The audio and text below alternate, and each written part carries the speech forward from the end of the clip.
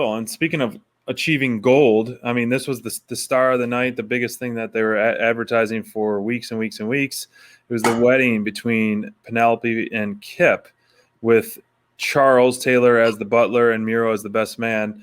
And I'm still kind of like confused at what was going on, So I was also hoping that you do your eyebrows like the minister there, that like, maybe we should get those little pointy eyebrows, like, how you was doing. So yes. Yeah. I was hoping that you surprised me with those eyebrows. I tried to break out the best I could for Beach Break. I unfortunately didn't prep the eyebrows. I didn't know that Father James would be gracing us with his presence. That's Next something time. that you mentioned. I do really love. I tweeted this out. I really love what AEW is doing when it comes to honoring the legends of the business, honoring those people who have paved the way, made an impact on this business. Father James Mitchell is storyline wise somebody who's played a huge role in TNA Impact's success in the past. And certainly interesting seeing a devilish character like that overseeing a wedding. Maybe that's some ominous tones. I hope not for Kip and Penelope's sake. But that said, the wedding, this segment was interesting. I mean, obviously I got to give it to Kip, man. Penelope, like that smooch from Penelope, you could tell that woman is smitten as a kitten. It was beautiful to see. Really, truly, you could tell these two are in love with each other. And I really hope the best for both of them. I feel like Kip is kind of warmed me up with his charms. He's obviously, when he leans into that character, when he can be a little over the top and kind of more of that Chihuahua type of character compared to Miro's Bulldog. I really like that. Right. But this segment, for me, I thought the star of this whole segment was Miro. I thought that Miro was absolutely hilarious. That dude, when he's on the mic and he's able to just be himself, and this is an example of what makes AEW so special. They empower. We talked again, John Silver, not to hammer that interview so much, but Johnny talked about how this is not necessarily a leadership based locker room, but that everybody kind of it's for the boys. Everybody's in it together.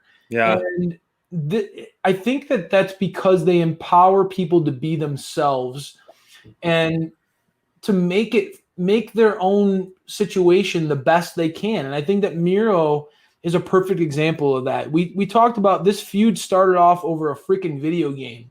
Yeah. And you see how it's developed and it's progressed. We've been able to get some great moments out of a feud that really could be considered by a lot of people as kind of a fluff or a silly or stupid feud. The Charles Taylor, I think that whole thing with Miro, he leaning into him calling him Charles and Charles never having a girlfriend and all those things that Miro did, I would have loved to see it drag out a little bit, but there were some really golden moments already developed out of this feud. And this wedding was a great example of that. A lot of good things happened in this segment. I'm glad that you're seeing that light on it, because to me, it fell very flat. It was very slow paced. It seemed very unorganized and chaotic. Yes, Miro, now that I hear you speaking it and talking about it, his promo work was fantastic. Still, there were some low points, but how he's feeding off the crowd, and they're singing "What Is Love." And, I love that. Yeah, and how he's been to these weddings before. He's done this before. No, I'm not going to do that. He played into the WWE stuff, right? I think overall, though, this was a miss for me. It was poorly done in the sense of just the pacing of it, and it was placed at a key demo part of the show, the 9:00 hour, and it was just, if I was turning it on, I would have turned it off. Like if I was just a casual fan, because it was not as a Dynamite download fan, but as a casual fan, if I'm seeing this, it didn't have any wow factor to me, and there wasn't enough of a twist. Yes, you had Orange Cassidy coming out, and it's nice to see Charles Taylor fight back and that stuff at the end, but the whole ceremony and this, and I don't know, it was a miss for me. But I'm glad you enjoyed it, and you can see the positive out of it with Miro. Yeah, I'm not used to being the one that the sunshine and rainbows of our team. But I'm gonna say, like, dude, as a lifelong wrestling fan, I've seen so many wedding segments in wrestling, and I thought this one showed. I thought this one showed some intelligence. It showed some acknowledgement of past history. Obviously Miro kind of making jokes and swipes about how he had a wedding angle and how his wedding was crashed. We all know what that alluded to. I also thought it was quite funny that he ripped apart the gift, because that was kind of like, oh man, somebody's gonna jump out of the box of the wedding present. We all thought that was gonna happen.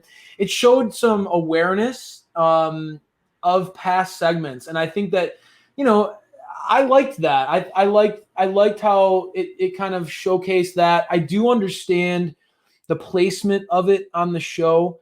But honestly, SPD, going into this week, we stripped down the card to what was advertised from last week. Going into this was one of the main focal points of this show. And I think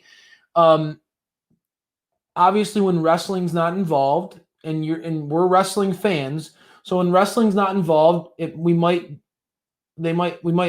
get lost a little bit. But to me, I thought that they did a great job. I thought that like this was handled really smooth. I thought this was handled smoothly, and I thought that like out of it, we know what's going to happen. SPD's still here. You there? Yeah, let's roll. Yeah, sorry, man. I don't know what's going on. It's our first live stream, so sorry. We're rolling through with it. First Dynamite download live. All right. So let's move forward, because I know that feud is going to be moving forward. We're going to see Orange Cassidy and Charles. I don't know if he'll go back to Chuck. I hope he keeps the Charles moniker. I hope that'll be pretty funny. I hope Miro never lets him live that down. But I love Miro and Kip going up against OC and Charles Taylor. I think that's the writing is on the wall for that. And it makes me as a fan, SPD, again, like it makes me clamor for Trent long term too, because true. I miss Trent. I think that Trent was the workhorse of the Best Friends. As far as in-ring work goes, there's no doubt Trent is my favorite guy in that crew. So yeah, he's a workhorse for sure. I'm excited to see what's going on. So I think this one if anything comes out of it, we're getting Orange Cassidy back in the ring. So that's what I'm positive about, because he's kind of been, he was the hottest baby face in the company, and he kind of went MIA, and there's so many different feuds he could have been involved in, and now he's getting involved with this. So now we'll get him back in the ring and hopefully move on sooner than later for me, because I'm still not buying in to this feud yet, and I'm still not buying into the Acclaimed yet. So I'm slowly coming around to the Acclaimed a little bit, but Miro I love. I don't know. It's going to eventually be good. Well, I mean, let's talk about, like, we're talking about baby faces. You're mentioning getting to see Orange Cassidy in the ring again, and how he was really trending, especially after that feud with Jericho. He was really trending. And Cody.